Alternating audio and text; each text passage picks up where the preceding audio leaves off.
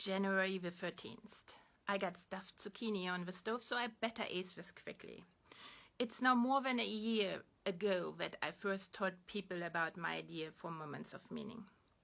It wasn't the encouraging experience you might imagine. The reservation I was confronted with most often was rooted not in what I planned, but who I was.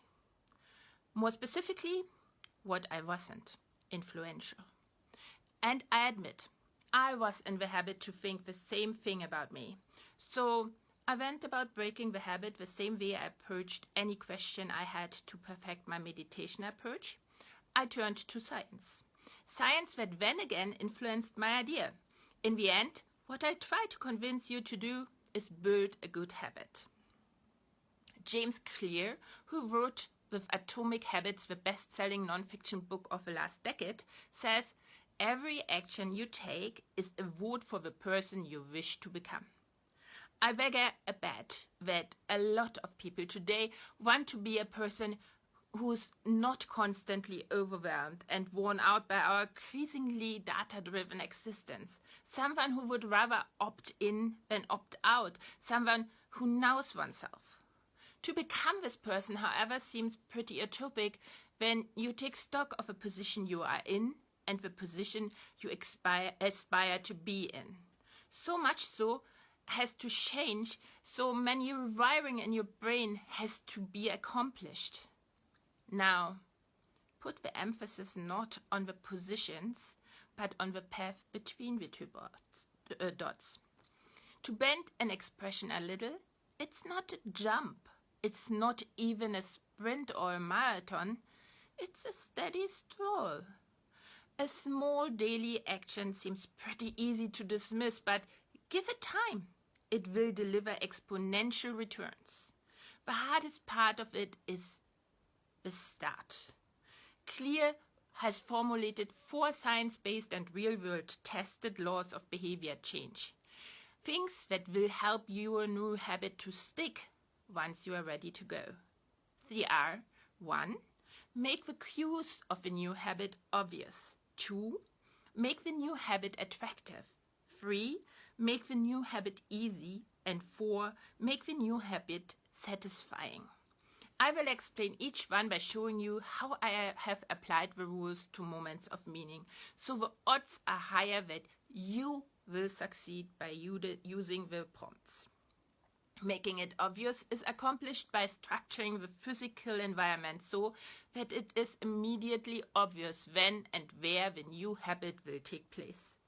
The more clearly the space is defined, the more obvious it is that this is the one thing that will happen in this space and not anything else. The more likely it is that you'll tie the behavior with the space. For me, that means that I ensure that when you come to my account, you can expect daily prompts and talk about the interplay of our brain and data over time. Will my fiction books show up from time to time? Yes, but they are not really in competition to the behavior you want to build as they speculate about where we are heading. You can enforce the habit building by following and then consciously coming to the space I offer to engage with the prompts. When it comes to making the new habit attractive, the key question is, what would it look like if the action was fun and enjoyable? The elements of the prompts all have scientific reasons to be there, but when I create them, I just as much emphasize beauty as well as a certain open-endedness, meaning I create a situation for you to react to and create something new yourself. If it sounds like fun to you, use the prompts as a creative writing tool in a journal. Or if it's more up your lane, continue the graphic with doodles and the like while you reflect on the prompt. Or combine the reflection with music. Another strategy to make something more attractive is temptation bundling. You love coffee? Who doesn't? Have a cup while doing the reflection exercise. The appeal of the one makes the other instantly more attractive. You make the new habit easy by scaling it down so that the task ahead seems less intimidating. The more you scale it down and optimize it, the easier it becomes, and you don't have so much friction and baggage associated with showing up and doing the deed. That's the reason why I ask you for 30 seconds a day and time the videos of the prompts accordingly. 30 seconds seems like nothing, and yes, a longer practice would be better.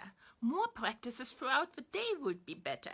The Benedictine rule, which regulated life for monks and nuns in the Middle Ages, stated that they had to pray 7 times a day and once a night. And maybe you'll improve your good habit of reflection with an agenda and get there one day. But a habit must first be established before it can be improved. And the very first thing to master is the art of showing up, of being the person with a reflection practice. Last but not least, it must be satisfying. In the short term, you can bribe yourself for sticking with the practice. Maybe my art, being allowed to look at it with nothing else in mind and the inner silence to enjoy it, is already a bribe. But eventually, the practice will reinforce the person you want to be. And being the person who cares for your future self enough to show up will provide happiness.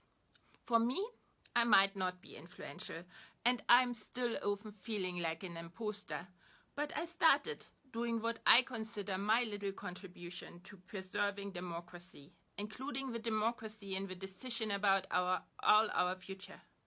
I started. So can you.